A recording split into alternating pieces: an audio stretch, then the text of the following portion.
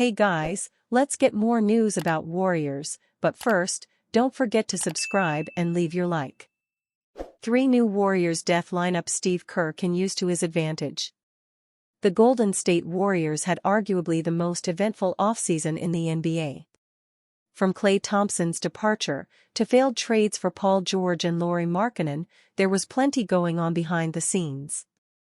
Credit where credit is due, Mike Dunleavy Jr. and the front office made an earnest attempt to improve the roster around Stephen Curry in the twilight of his career.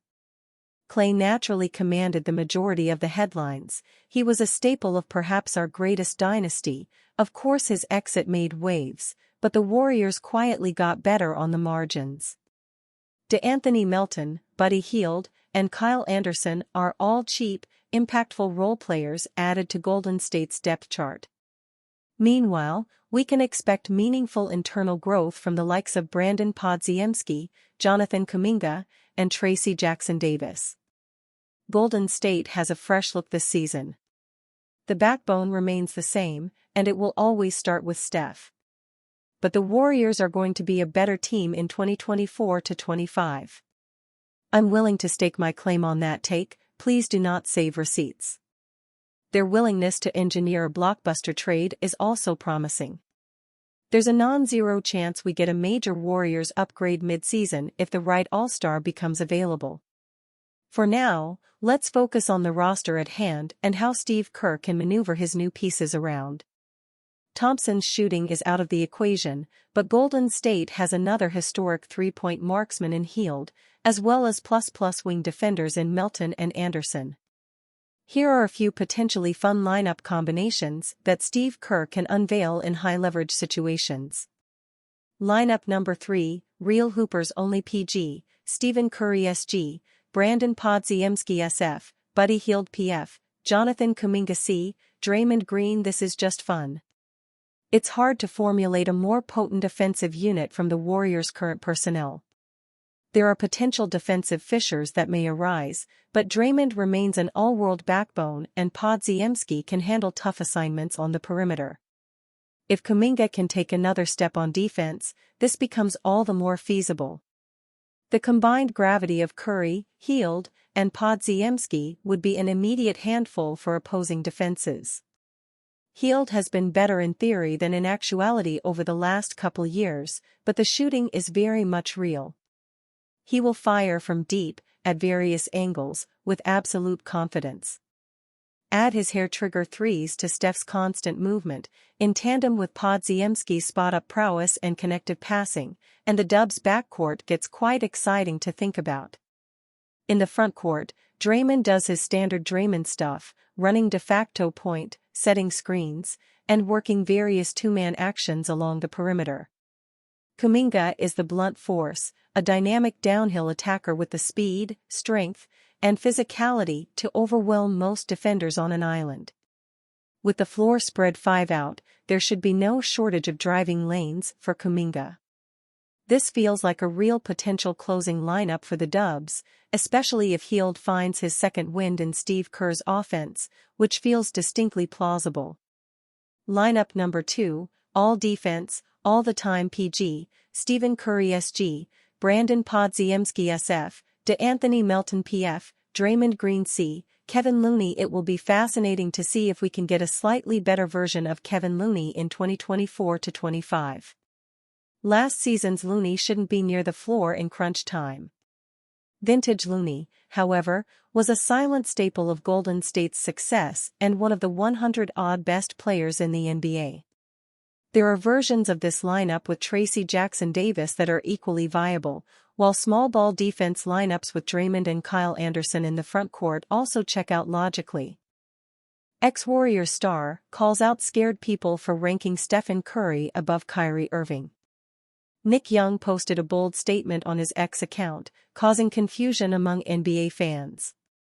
In the tweet, Young compared Kyrie Irving to Kobe Bryant and Stephen Curry to Michael Jordan. Fans on social media were unsure how to react to Young's post, with some poking fun at the former player and others attempting to analyze his intentions. Ultimately, Young's remarks sparked mixed reactions among basketball enthusiasts. Kyrie is the Kobe to Curry MJPPL, scared to say he's better. Nick Young wrote on X, Irving, one of the best handlers in the league, has not achieved the same level of success as Curry due to poor performances and controversial moves. Throughout his career, Curry has amassed championships and MVP awards and has broken numerous NBA records. In contrast, Irving has only secured one championship and lacks significant individual awards on his resume. Therefore, it is difficult to argue that Irving surpasses Curry.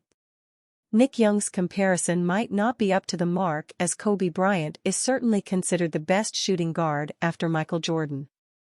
Bryant was close in the list of achievements to Jordan and was just one championship behind Jordan. Nick Young joined the Golden State Warriors for a single season in 2018. The Warriors, who were in the midst of their dynasty at the time, went on to capture another championship with Young as a key contributor. Recently, Young made a special guest appearance on Gilbert Arenas' podcast, where he reflected on his experience playing for the Warriors.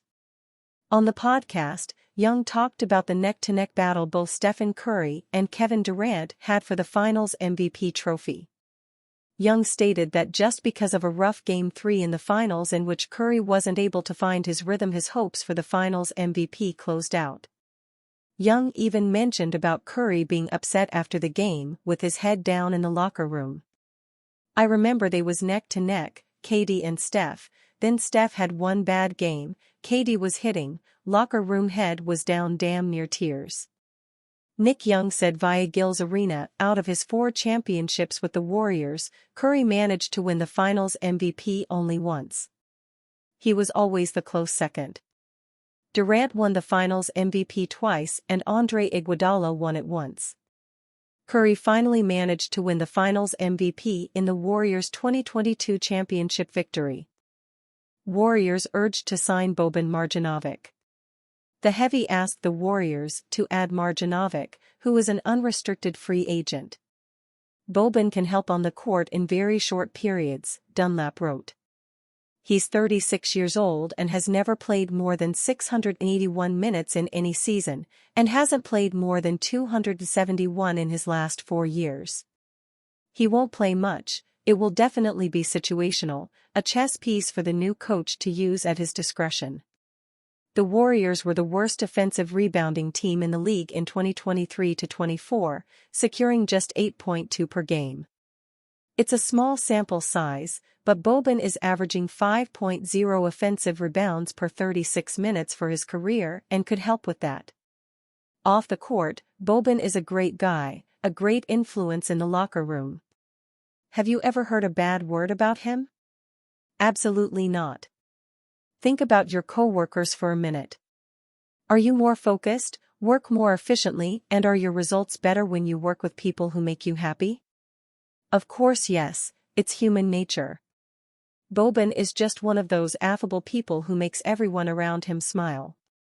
With a minimum contract, why not take a chance?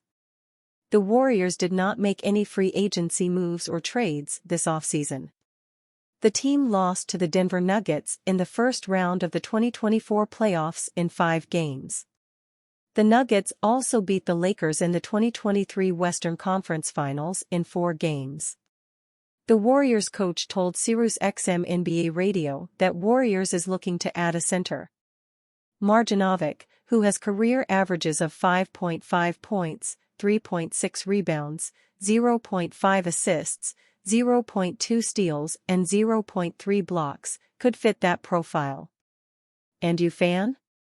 What do you think of the situation of Boban Marjanovic? Leave your opinion in the comments.